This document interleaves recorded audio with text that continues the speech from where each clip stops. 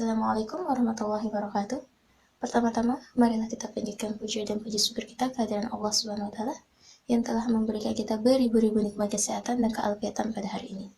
Dan tak lupa pula kita aturkan salawat serta salam kita terhadap junjungan kita Nabi besar Muhammad SAW yang telah membawa kita dari jalan yang gelap menuju jalan yang lurus. Dan selamat siang untuk teman-temanku semuanya, dan terima kasih kita ucapkan kepada Bapak dosen kita yang telah memberikan kita kesempatan untuk menyampaikan materi pada hari ini. Perkenalkan, nama saya Ayu Kurniawati. Saya dari kelompok pertama. Saya bertugas sebagai moderator, dan kawan-kawan saya Arsyadia, Hendri, dan Dedi Hendrianto. Kami akan menyampaikan materi yang berjudul tentang isim dhamir. Materi pertama akan dibawakan oleh Arsyadia, materi kedua akan dibawakan oleh Hendri, dan materi ketiga akan dibawakan oleh Dedi Hendrianto. Kepada mereka dipersilakan untuk menyampaikan materi yang telah dibagikan masing-masing. Bismillahirrahmanirrahim.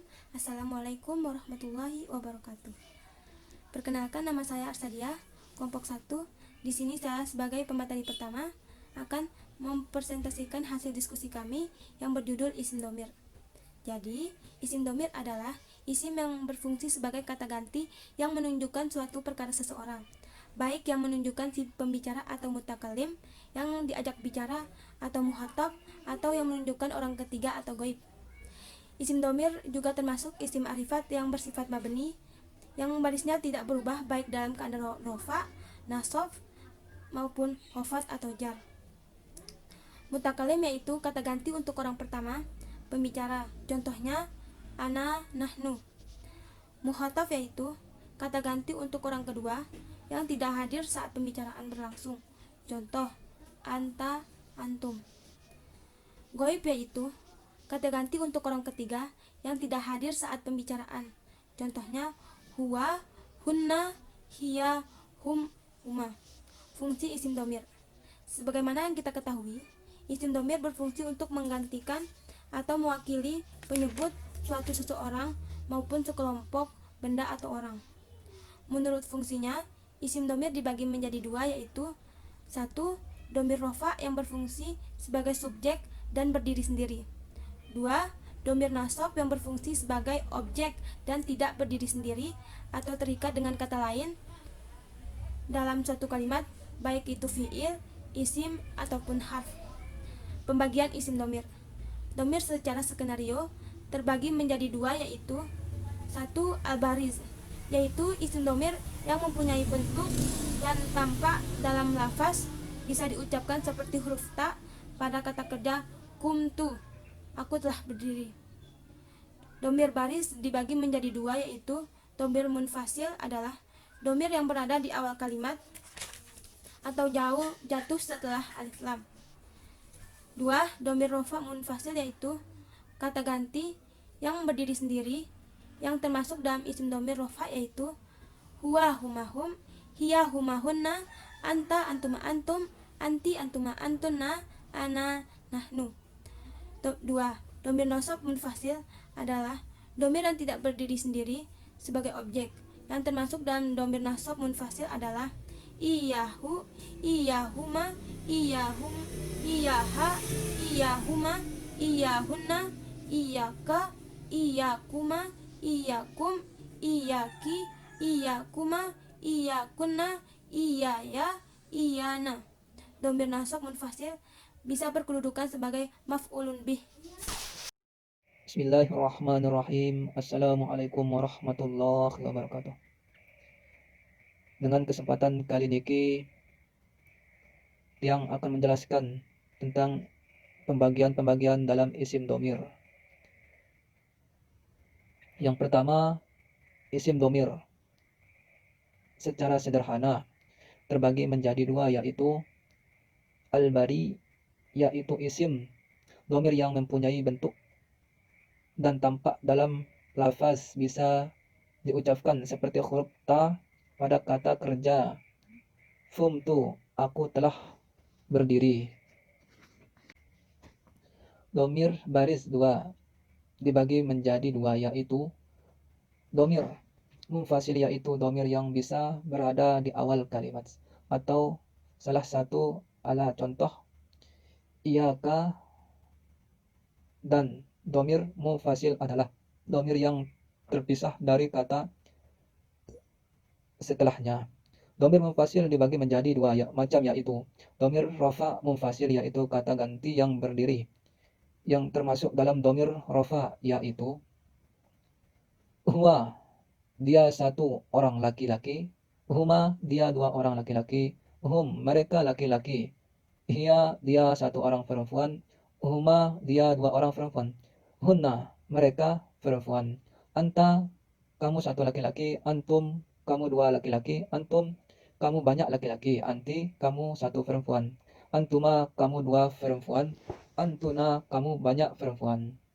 Nah, domir munfasil rofa munfasil dapat berkedudukan sebagai mubtada di awal kalimat, khobar, fi'il, naibul fi'il.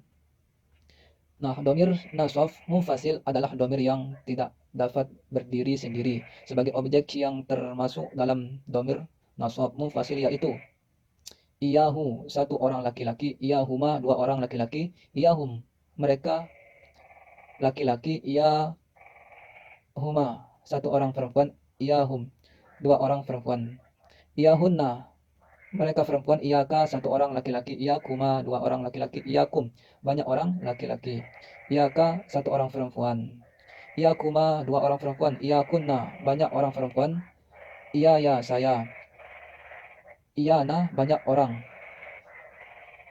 Domir nasab munfasil bisa berkedudukan sebagai maf'ul bih. Domir muttasil yang isim, domir yang tidak bisa berada di awal kalimat dan tidak bisa jatuh setelah ala kecuali dalam keadaan iqrar, dan domir muntasil adalah domir yang selalu bersambung dengan kata setelahnya. Domir muttasil dibagi menjadi tiga macam, yaitu domir rofa muttasil, yaitu kata yang setelahnya menjadi fa'il, satu kamu dan sesudahnya.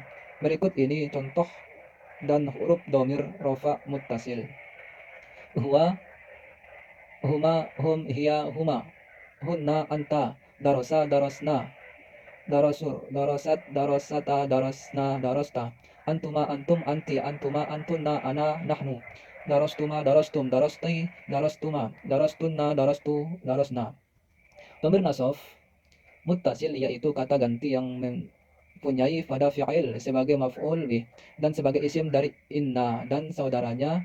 Berikut ini contoh juga berserta huruf isim domir nasab muttasil, yaitu hu, huma, hum, sakarahu, sakarhuma, sakarhum, kuma, kum, ki, sakaro, kama, sakarakum, sakaraki, ha, sakaraha, huma, sakara huma, hunna sakara hunna, ka sakara ka, kuma sakara kum, kuma, kunna sakara kunna, ya sakarani, na sakarona. Nah, dhamir jar muttasil yaitu kata ganti yang menempat pada isim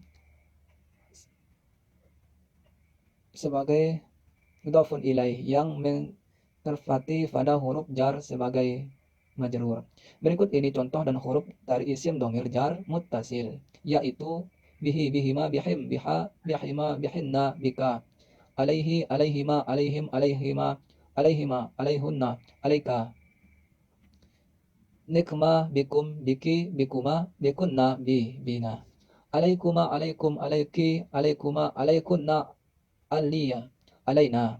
Nah, al-mustatir yaitu domir yang tidak mempunyai tempat dalam lafaz akan tetapi bisa diperkirakan apa yang dimaksud, seperti domir anta. Dalam kata kom berdirinya meskipun tidak nampak dalam lafaz, namun bisa diperkirakan bahwa domir yang dimaksud adalah anta karena kata perintah pasti ditunjukkan untuk orang kedua. Al-mustatir terbagi menjadi dua, yaitu al-mustatir wajib, al-mustatir jawazan. Al-mustatir wajib adalah domir yang tidak bisa digantikan oleh isim dalam zahirnya yang semakin isim. Zahir ya, wajib tidak tampak domir ini hanya ada pada beberapa fi'il, yaitu fi'il amr, fi'il mudhari. Sedangkan al-mustatir jawazan adalah domir yang bisa digunakan oleh isim zahirnya yang semakin yang termasuk zahir mustatir. Jawazan adalah semua fi'il madi dan mudhari. Berikut ini contoh-contoh mustatir, yaitu tafdiruhu, tafdiruhu miya, tafdiruhu anta, tafdiruhu ana, tafdiruhu nahnu, fa'ala fa'alat, darasa darasat, yaf'alu taf'alu taf'aluna, af'alu naf'alu, yadru yansuru yansuru, tansuru ansuru nansuru, af'al ansuru. Nah, pengertian domir di dalam kata kerja, adapun penggunaan domir dalam kata kerja menyesuaikan dengan bentuk kata kerja tersebut, itu sebagai apakah itu kata kerja lampau, sekarang, atau perintah. Fi'il atau kata kerja dibagi menjadi 3 golongan besar menurut waktu terjadinya, yaitu fi'il madi, fi'il mudhari, fi'il amar. Mungkin hanya itu penjelasan tentang isim domir. Sekian, Tiang mohon maaf atas segala kekurangan dan kehilapan dan kesalahan. Atas penjelasan ini, Tiang mohon maaf. Mungkin hanya ini yang dapat Tiang sampaikan atau yang Tiang jelaskan dalam mengenai isim domir. Kurang dan lebihnya mohon maaf. Assalamualaikum. Bismillahirrahmanirrahim. Assalamualaikum warahmatullahi wabarakatuh. Perkenalkan, nama saya Dedi Hendrito. Saya merupakan salah satu mahasiswa Institut Agama Islam Hamzan Wadi Pancor, mengambil prodi PAI kelas semester 1D. Baiklah, di sini saya akan melanjutkan yang telah dijelaskan oleh teman saya tadi.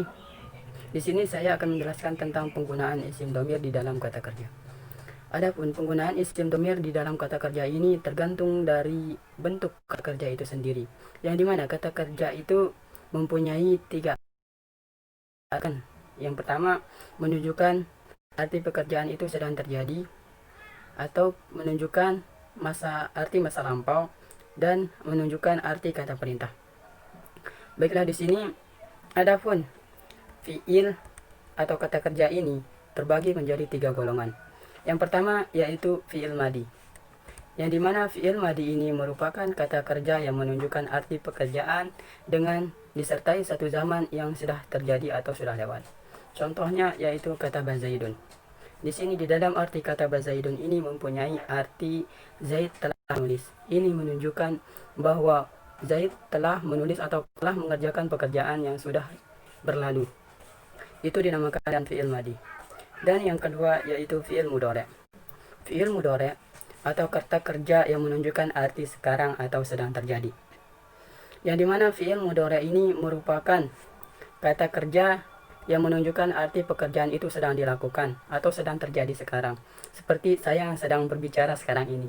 Itu dinamakan dengan fiil mudhari yang menunjukkan arti pekerjaan itu sedang terjadi atau sedang berlangsung. Perlu kita ketahui, di dalam fiil mudhari ini terdapat huruf mudhara'ah, yang dimana huruf mudhara'ah ini berada di awal kalimat. Dan huruf mudhara'ah itu ada 4. Yang pertama hamzah, yang kedua ta, yang ketiga ya, dan yang keempat nun. Dimana huruf mudhara'ah ini hamzah dan nunnya menunjukkan arti mutakallim atau pembicara. Dan sedangkan huruf mudhara'ah ya dan nun menunjukkan arti mukhatab atau bicara. Contoh dari fi'il mudhari yaitu af'ala. Di sini af'ala, arti dari af'ala ini adalah saya sedang bekerja. Di mana arti dari af'ala menunjukkan bahwa pekerjaan itu sedang dilakukan atau sedang terjadi. Dan di mana Fa'ala tadi, di awal kata fa'ala tadi terdapat salah satu huruf mudharaah yaitu hamzah. Itu adalah bentuk dari fi'il mudhari'. Pembagian fi'il yang ketiga yaitu fi'il amr. Yang dimana fi'il amr ini merupakan kata perintah atau kata kerja perintah. Fi'il amr merupakan perintah yang dikehendaki oleh mutakallim atau pembicaranya terhadap mukhatab atau lawan bicaranya. Perlu diketahui bahwa yang menjadi fa'il atau pelaku dari fi'il amr itu sendiri adalah mukhatab atau lawan bicaranya. Di sini dijelaskan bahwa yang memerintahkan itu adalah orang yang berbicara, sedangkan yang diperintahkan itu atau fa'ilnya adalah lawan bicaranya. Jadi, di sini yang menjadi pelaku dari perintah tersebut adalah orang yang berbicara, sedangkan yang menjadi fa'il atau pelaku orang yang diperintah adalah orang yang menjadi lawan bicaranya itu sendiri. Contoh dari fi'il amr yaitu if'al, kerjakanlah. Di sini arti dari kata if'al ini menunjukkan bahwa itu sebuah perintah untuk mengerjakan suatu pekerjaan. Contoh lain dari fi'il amr yaitu uktuf atau tutuflah. Di mana di sana ada sebuah perintah dari seorang pembicara kepada orang lawan bicaranya untuk menutup. Entah apa yang ditutup, intinya ditutup. Seperti itulah. Itu adalah pembagian dari fi'il amr yang ketiga. Pembagian fi'il yang ketiga yaitu fi'il amr. Baiklah, mungkin hanya itu yang dapat saya sampaikan. Kurang dan lebihnya saya mohon maaf. Wallahul muwaffiq wal hadi ila sabilir rasyad. Wassalamualaikum warahmatullahi wabarakatuh. Jadi kesimpulan yang dapat kita ambil dari presentasi teman-teman saya yang tadi adalah: 1. Definisi isim dhamir. Isim dhamir adalah isim yang berfungsi sebagai kata ganti yang menunjukkan suatu perkara seseorang, baik dari perkara si pembicara yang diajak bicara maupun yang dibicarakan. 2. Isim dhamir berfungsi sebagai kata ganti. Menurut fungsinya, isim dhamir dibagi menjadi 2, yaitu isim dhamir rafa yang berfungsi sebagai subjek dan dapat berdiri sendiri, dan isim dhamir nasab yang berfungsi sebagai objek dan tidak dapat berdiri sendiri. Ketiga, secara sederhana atau secara umum, isim dhamir dibagi menjadi 2, yaitu al-baris, yaitu isim dhamir yang tampak dalam lapasnya, dan isim dhamir al-baris dibagi menjadi 2, yaitu dhamir munfasil yang terpisah atau terputus dari kata setelahnya dan dapat berdiri sendiri, dan dhamir mutasil yang bersambung atau tersambung dengan kata setelahnya atau terikat. Dan yang kedua itu secara sederhana dhamir dibagi menjadi 2 kan? Nah, yang keduanya adalah dhamir al-mustatir, yaitu dhamir yang tidak tampak dalam lapasnya akan tetapi dapat diperkirakan bahwa itu dhamir al-mustatir. Dan dhamir al-mustatir pula dibagi menjadi 2, yaitu dhamir al-mustatir wajib, yaitu dhamir yang tidak dapat digantikan oleh isim, dan dhamir al-mustatir jawazan yang dapat digantikan oleh isim. Dan yang keempat, adapun penggunaan dhamir dalam kata kerja dapat disesuaikan dengan bentuk kata kerja itu sendiri, baik itu kata kerja sekarang, lambang, maupun kata kerja perintah. Mungkin hanya ini yang dapat disampaikan oleh kami. Jika ada kesalahan, mohon dimaklumi, dan terima kasih atas perhatiannya. Assalamualaikum warahmatullahi wabarakatuh.